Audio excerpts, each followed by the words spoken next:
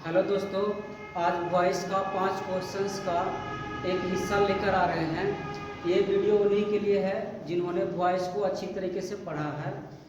पहला क्वेश्चन यहाँ पे लिखा हुआ है, he was scolded by the teacher. 2019 में पूछा है। ये जो सेंटेंस है पैसिव वॉइस में है। हम पता कैसे करेंगे पैसिव वॉइस में है? बाज है जो बी क्रिया है, बी क्रिया के बाद वर्ब का तीसरा फॉर्म दिखेगा तो वो सेंटेंस रहेगा पैसिव वॉइस में। इसको बनाना है एक्टिव वॉइस। एक्टिव वॉइस बनाने का सबसे पहला तरीका क्या है?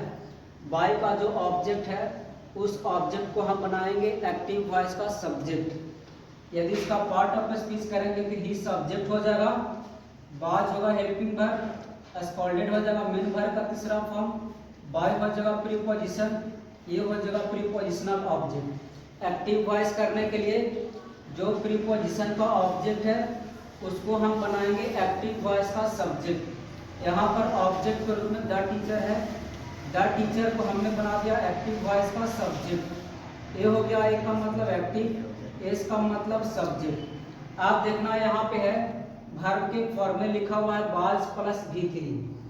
यहाँ पर अगर ध्यान देंगे तो बाज वर्ब प्लस V3 का जो एक्टिव वॉइस होगा वो होगा वर्ब का सेकेंड फॉर्म। स्कॉल्ड का सेकेंड फॉर्म स्कॉल्डेड होता है। स्कॉल्डेड को हम यहाँ पर लिख देंगे, स्कॉल्डेड हो गया सेकेंड फॉर्म में। आगे में क्या करना है? जो पैसिव वॉइस में जो सब्जेक्ट है उसी को एक्टिव वॉइस का ऑब्जेक्ट बनाना है।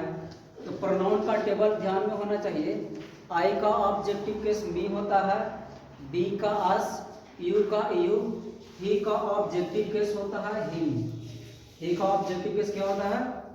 हिम। ये आपका बन गया एक्टिव वॉइस। ये जो सेंटेंस था पैसिव वॉइस में था, 10th क्लास के एग्जाम में 2019 में पूछा गया है। अगला क्वेश्चन क्या है? अगला क्वेश्चन में लिखा गया है the garden has been watered by the gardener. यदि हम इसको देखेंगे तो ये वाक्य पूर्ण रूप से पैसिव वॉइस में है। कैसे पता चला?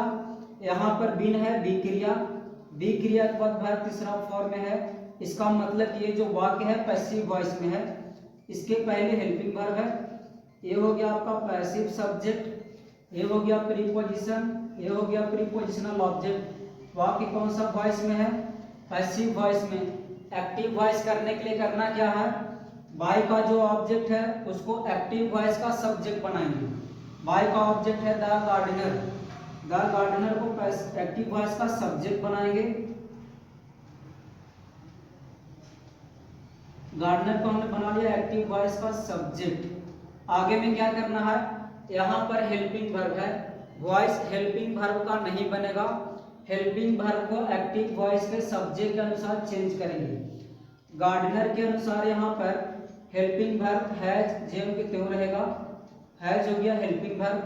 आगे देखना है पैसिव वॉइस में क्या फॉर्मेट है। पैसिव वॉइस में बीन के बाद वर्ब का तीसरा फॉर्म है। वॉइस जब भी बनेगा तो मेन वर्ब का बनेगा, हेल्पिंग वर्ब का नहीं। यहाँ पर पैसिव वॉइस में बीन प्लस V3 है। यदि हम ध्यान से देखेंगे तो बीन प्लस V3 का एक्टिव वॉइस जो होगा वो मेन वर्ब का तीसरा फॉर्म होगा। मेन वर्ब का तीसरा फॉर्म कहने के मतलब वाटर तीसरा फॉर्म में है, इसको हम जेल के तुम लिख देंगे। ये हो गया आपका मेन वर्ब का तीसरा फॉर्म है। अब आगे में क्या करना है? जो पैसिव वॉइस का सब्जेक्ट है उसी को एक्टिव वॉइस का ऑब्जेक्ट बनाना है। ऑब्जेक्ट ग्रुप में था the garden, passive subject group में था गार्डन, वॉइस। ये भी 10वीं क्लास के 2019 में पूछा था। अगला क्वेश्चन है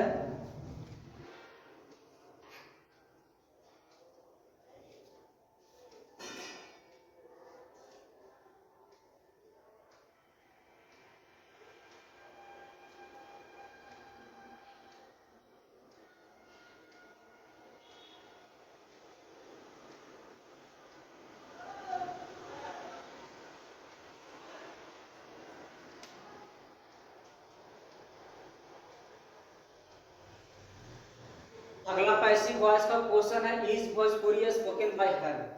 यहाँ पर इज हेल्पिंग वर्ब है बी क्रिया, भोजपुरी हो गया पैसिव सब्जेक्ट, स्पोकन हो गया मेन वर्ब का थर्ड फॉर्म, बाय हो गया प्रीपोजिशन, हर हो गया प्रीपोजिशनल ऑब्जेक्ट। एक्टिव वॉइस करने के लिए करना क्या है? जो बाई का ऑब्जेक्ट है उसको बनाएंगे एक्टिव वॉइस का सब्जेक्ट। हमने यहाँ पे एक्टिव वॉइस का सब्जेक्ट बनाया। हर का सब्जेक्टिव केस क्या होगा? सी। हर का सब्जेक्टिव केस क्या होगा? सी।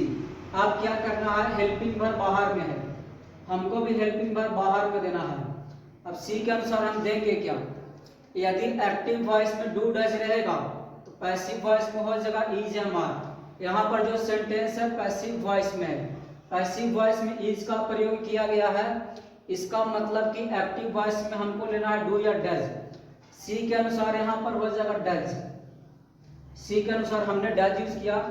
आगे में जो एक्टिव वॉइस में V3 रहेगा उसको हम चेंज कर लेंगे V1 में। यहाँ पर स्पोकन थर्ड फॉर्म में है, इसका फर्स्ट फॉर्म लिखेंगे। फर्स्ट फॉर्म स्पीक हमने लिख लिया। आगे में ऑब्जेक्ट देना है। ऑब्जेक्ट कहाँ से लेंगे? पैसिव वॉइस का जो सब्जेक्ट है उसको ऑब्जेक्ट बनाना है। भोजपुरी को ज्यों कहते हो लिख देंगे, क्वेश्चन मार्क देंगे। ये बन गया आपका एक्टिव वॉइस। ये था पैसिव वॉइस, ये बना एक्टिव वॉइस में। वॉइस को फॉर्मेट तैयार करने के लिए सबसे महत्वपूर्ण चीज ये है, इसको आपको ध्यान में रखना पड़ेगा। एग्जाम में हर एक क्वेश्चंस बनेगा। ठीक है, धन्यवाद।